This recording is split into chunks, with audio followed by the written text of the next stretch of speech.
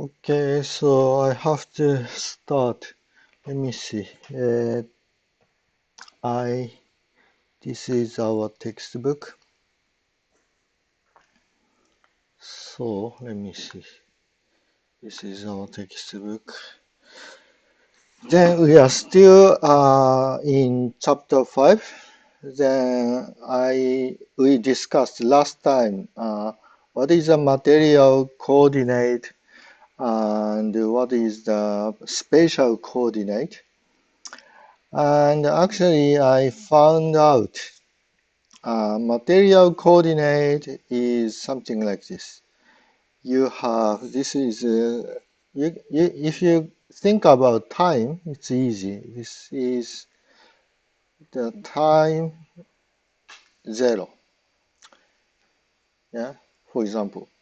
And here, this is some time which is not equal 0, okay.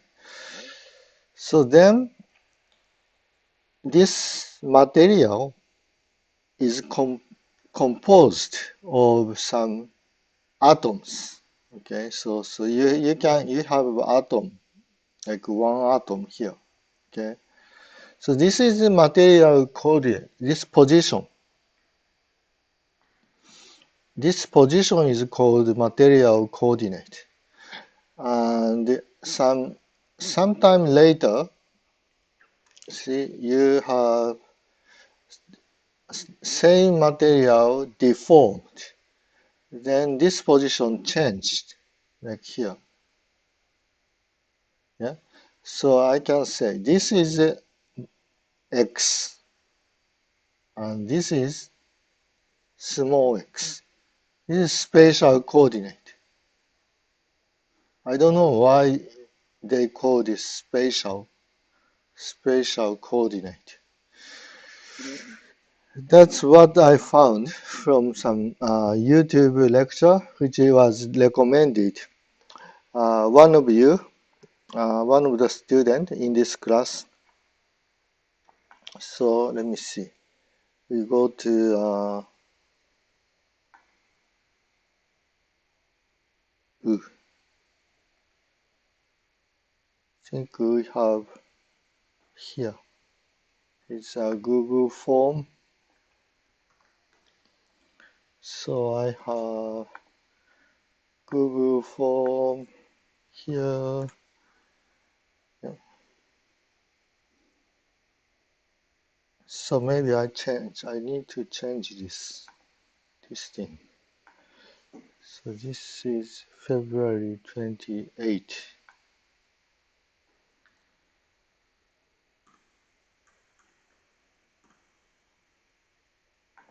Then there was somebody gave me this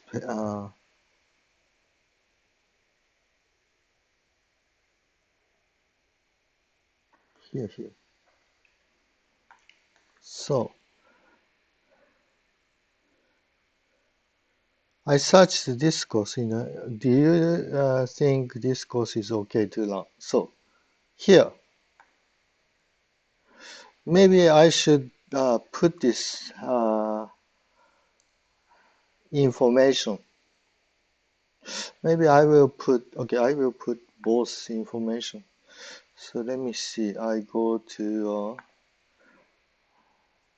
I already checked. This is working, so we can go to studio. Let me see. Contents, live. Then we can go here maybe. So I can give you this link. Then the specific thing I watched is this one. I think it was, I forgot.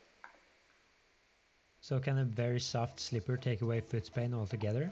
People all around the world are using this to relieve foot pain. Description of motion. Let me see.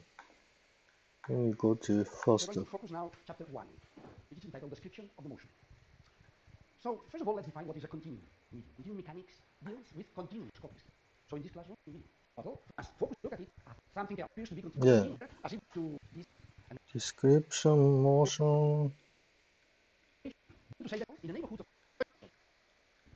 cartesian particle Yeah, here. moves along space. That particle here, that at time t, capital T. So at the initial time, the time at which I start studying my body, or anything, Let me see. the position of all particles of the beginning medium at the initial time of analysis is going to be called the I think the this spatial is points fine. occupied by Okay. the material points at the reference So configuration this at the, this reference time lecture for the video. particle called the initial configuration, and the configuration, the locus of the spatial points occupied by the material points. Yeah, this one. I give you this to the, how do you say, this is description part of this video. I think it's working. Should be working. I should go to channel live here. Okay, so now I have this here. Yeah, you can go to this YouTube. Some professor outside made this YouTube, but it was very useful, helpful about understanding what is the material coordinate and what is the spatial coordinate. Yeah.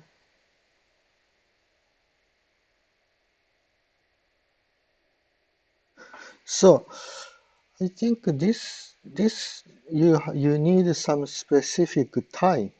This one you need a specific time, something like this. And for this, for material coordinate, this can be a function of spatial coordinate, but spatial coordinate is a function of time, like this, I think.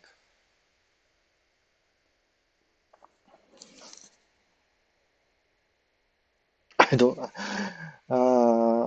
So this spatial coordinate, I have to say, is like this: small x, large y, large z, and time.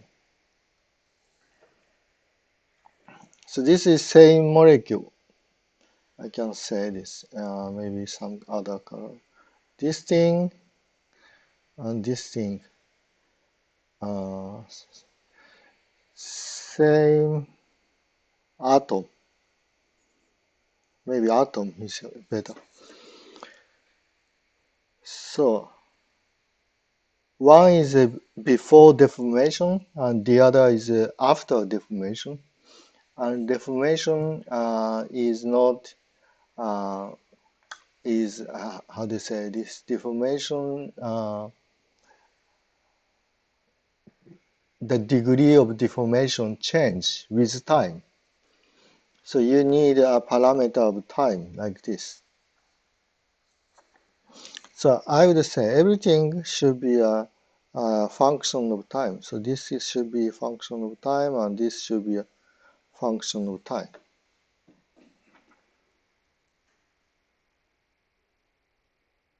I think. So then let's move on. By the way, this 1, 2, 3 is x, y, z, as you know. This is x, 2 is y, 3 is z. The same thing with capital. x1 is x, x2 is large y, and x3 is large z. Just like this. Then, let me see. Where should I go? Then we have axiom of continuity.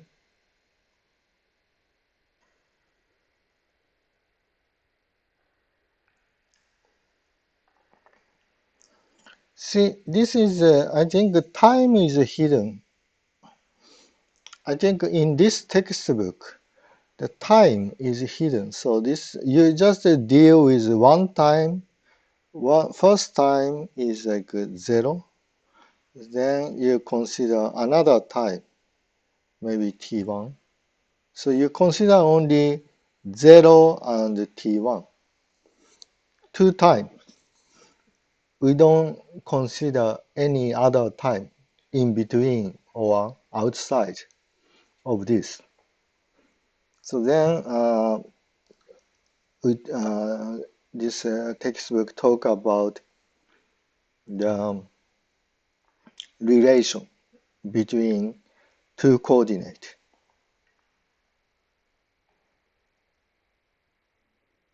Yeah.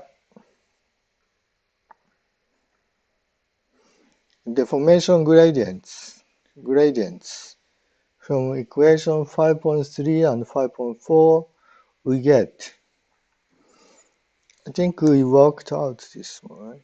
This is okay, just, summation assumed. Einstein convention. So this is dx1 partial x I and partial x1 plus dx2 partial xi partial x2 plus d3 partial xi partial x3. This one, huh? This thing. Then the other thing. This thing is just the small one partial 1, partial x alpha partial x1 plus dx2 partial x alpha. I think this is alpha. Partial x2 plus dx3 partial x large x alpha small x3. This way. The quantity partial alpha small xi and their inverse partial I large x alpha are called deformation gradients. Anyway, deformation gradient. Figure 5.2 shows the mapping of the elements dx1.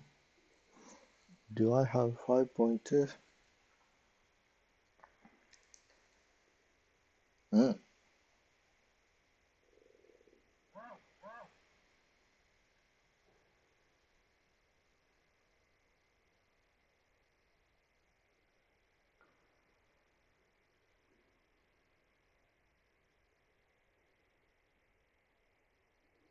It's very confusing.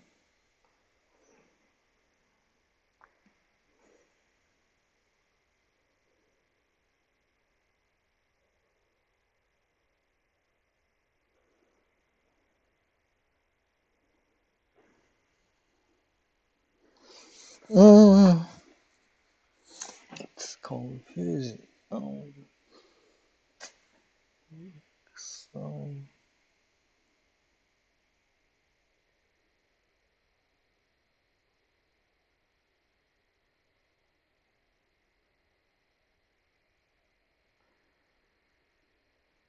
maybe okay. So this is more like partial x2 partial x1. This thing is partial x1 partial large x1.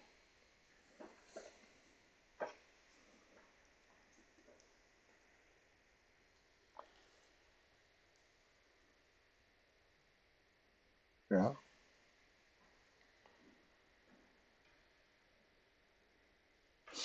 Okay.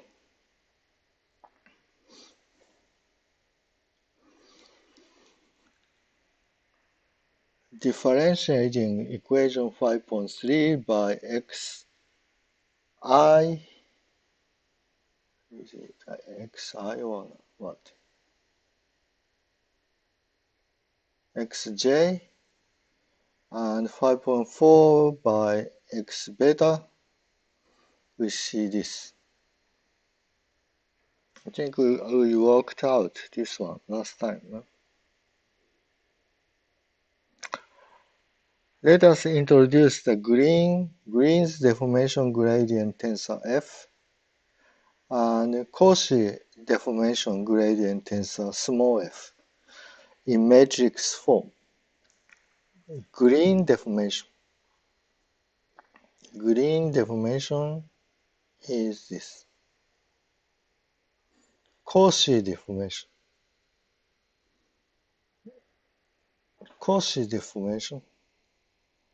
is this.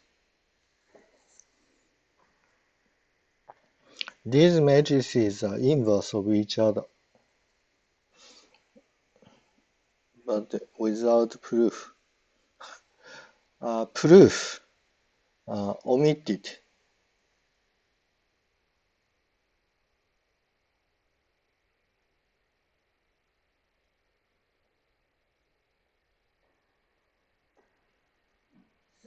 Okay, we omit proof, but these are inverses of each other.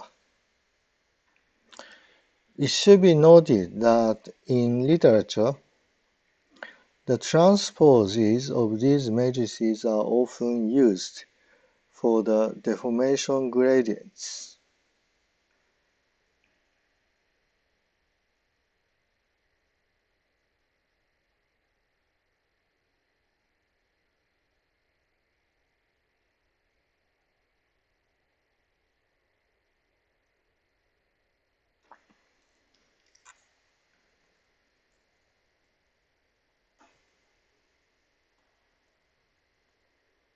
Huh.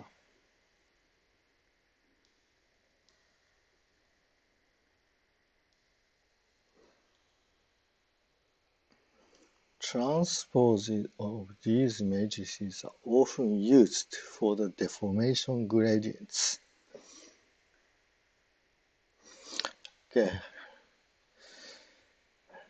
No more explanation. But anyway, the axiom of continuity requires that these matrices be non-singular. What is the axiom of continuity? This is axiom of continuity. Was it? This is for the existence of one-to-one correspondence of the function. Maybe no. This is not. Axiom of continuity requires that these matrices be non-singular. Okay. So I think I told you last time, nothing is singular here in physics.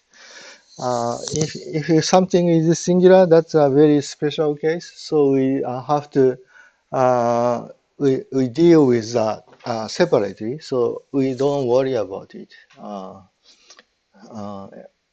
in the first place. You know, we can just assume everything is non-singular. Okay, the determinant of these matrices are the Jacobian determinants of transformation 5.3 and 5.4. This is Jacobian determinants. There will not be any problem in distinguishing the Jacobian J from the integer indices.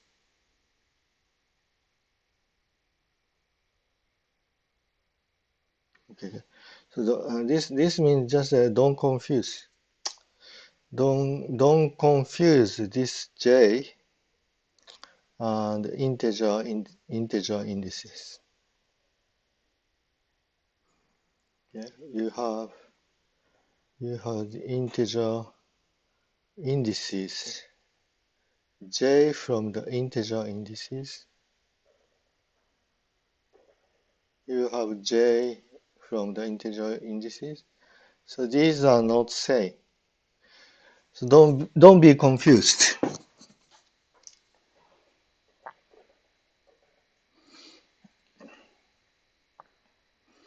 These determinants have the expansion.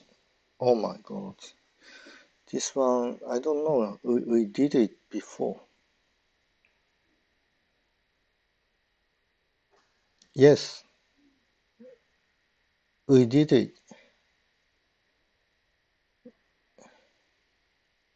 See, I think this is just if you have like a matrix A, which is just like AA, A11, A12, A1, A13, 13, something like this. Then this determinant is written as like this. So like 1, 6, yeah, E, I, J, K, E, I, J, K, L, M, N, L, M, N. Then we times A, L, I, A, M, J,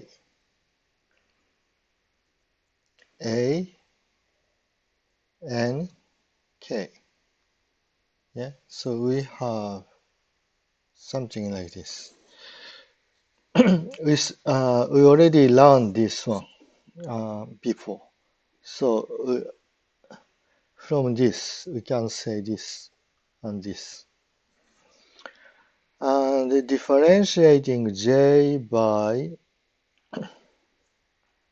F alpha I, which is partial alpha xi, and J by F small f I alpha, small f I alpha, which is partial I x alpha, we get.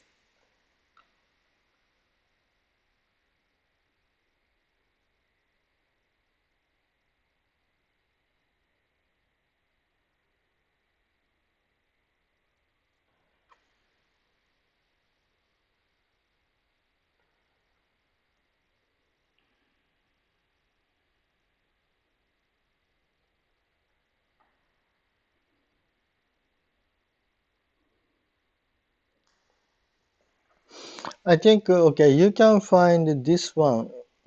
For example, this one, the example of this is like a partial 1x2. Yeah, like this kind of thing.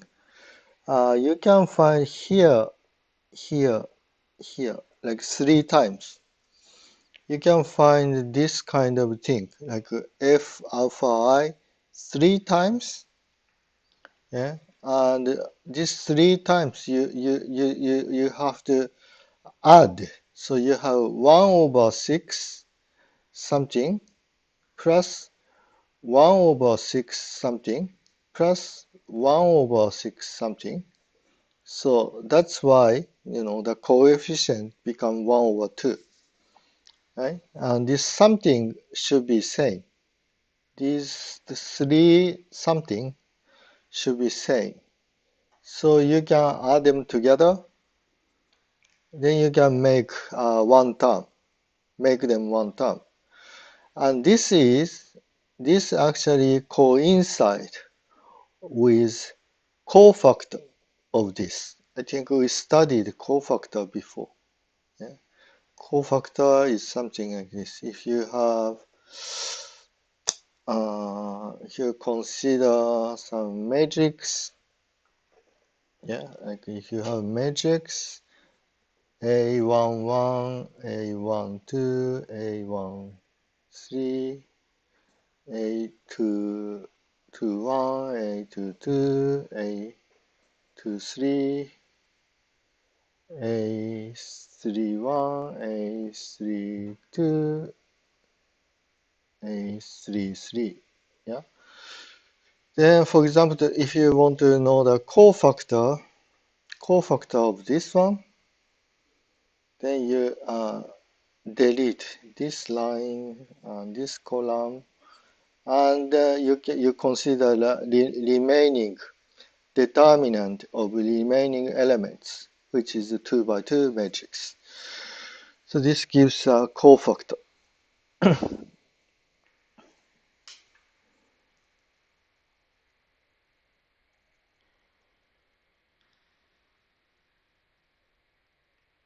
Yeah, I think so. Yes. So the same thing. This gives a cofactor. This gives a cofactor of same thing. You just change large x and small x. Then remembering the relation between cofactor and inverse. Cofactor and inverse. Do you remember the relation between cofactor and inverses?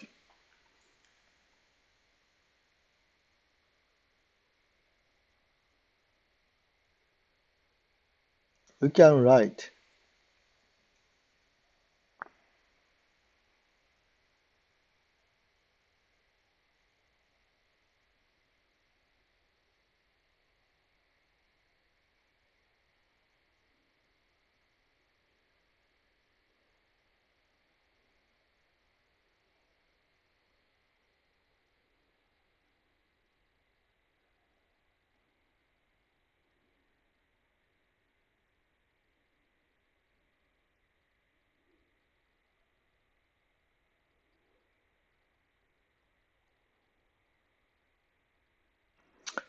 can write something in terms of something and vice versa. Something in terms of something and vice versa. Cofactor and inverse.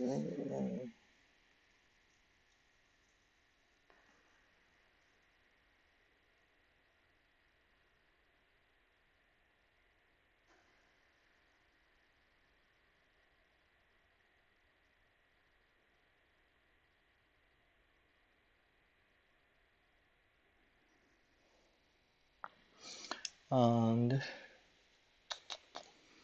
J. J is small j is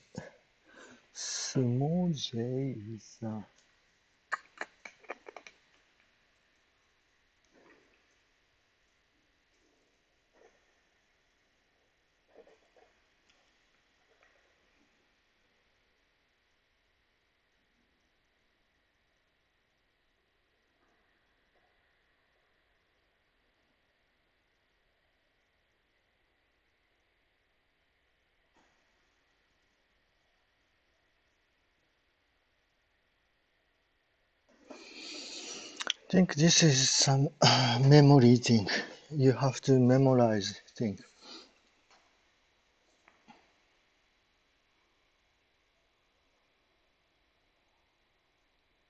J.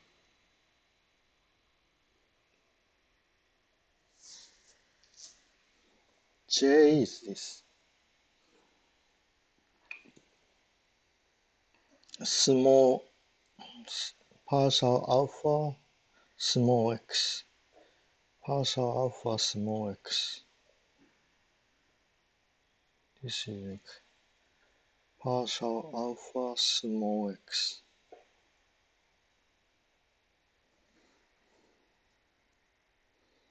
This thing is partial I, large x.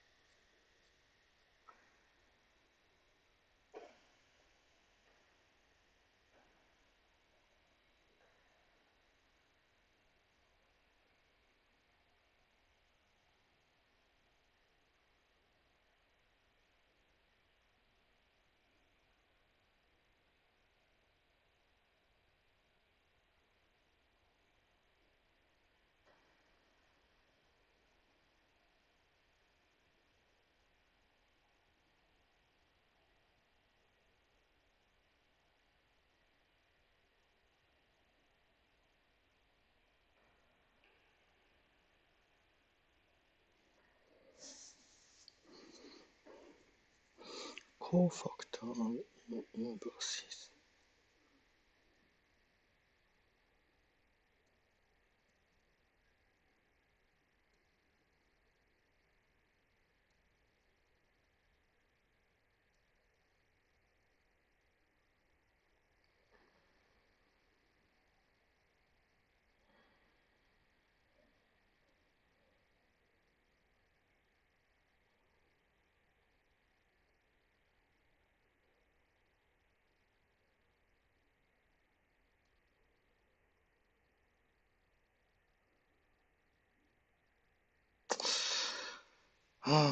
This is a little bit strange.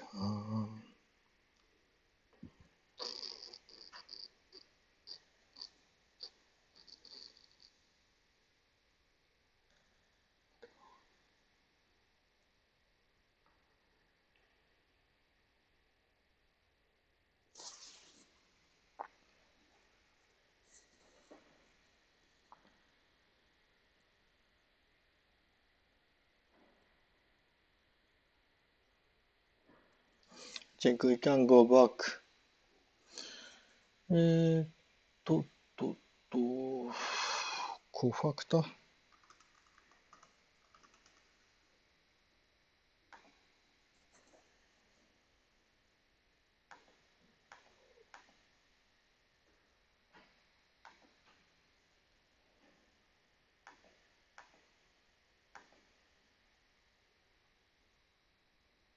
was the relation between cofactor and inverse.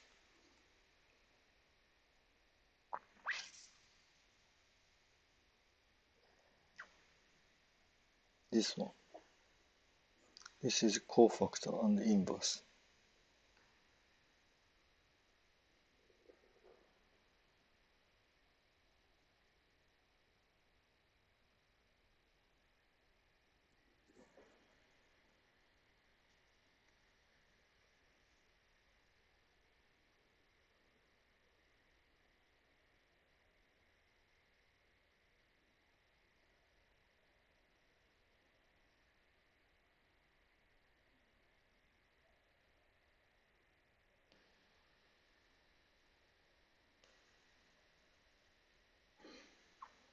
Okay. I think I kind of understand cofactor and inverse.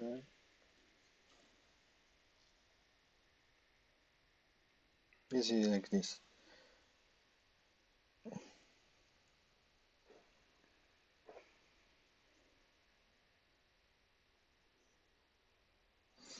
It is like cofactor divided by determinant.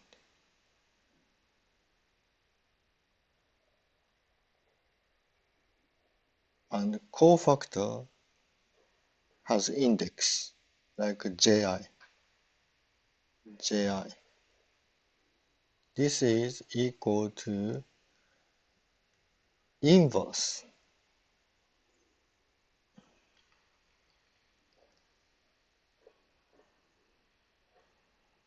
This is like ij component of inverse. So it's very complicated. So ji component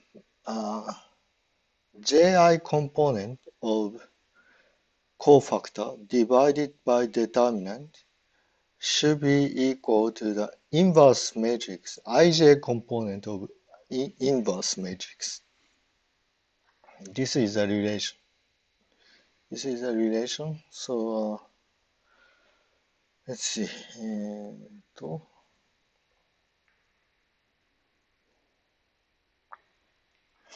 So now we are doing a cofactor thing, and so this is cofactor. We are doing like a cofactor. What cofactor is this? What cofactor is this? You can see ijk alpha beta gamma beta j gamma k. is a cofactor of alpha I. See, this is alpha I divided by determinant. Yeah, so which should be equal to inverse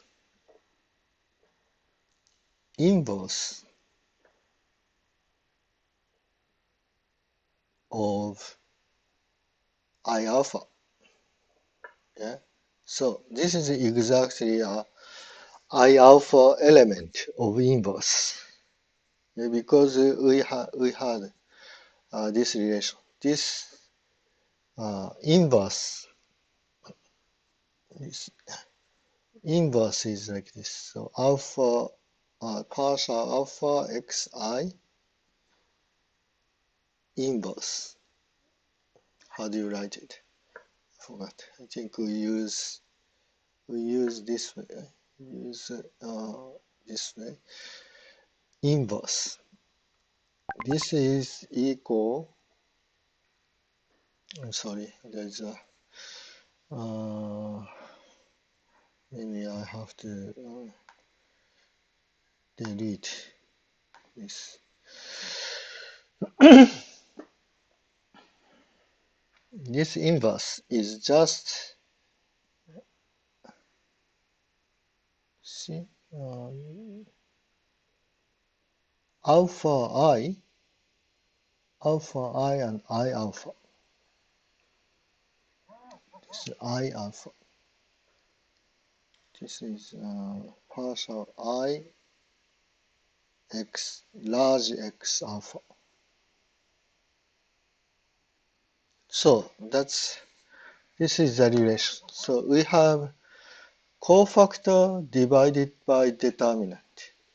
And the cofactor has this element indices, element index alpha I. Yeah. Then on the left hand side we have inverse matrix, and inverse matrix also has index for the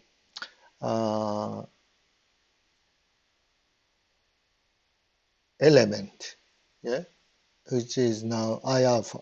This has to be swapped. Alpha I should be swapped. I alpha. And this inverse is this inverse. This inverse is by the theorem we didn't prove. This matrix, inverse of this matrix is this I alpha. So then this has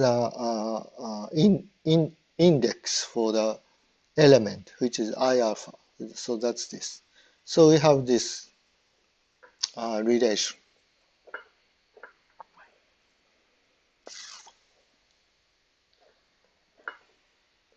Deformation gradient vector. So let me take a break here a little bit. Okay, so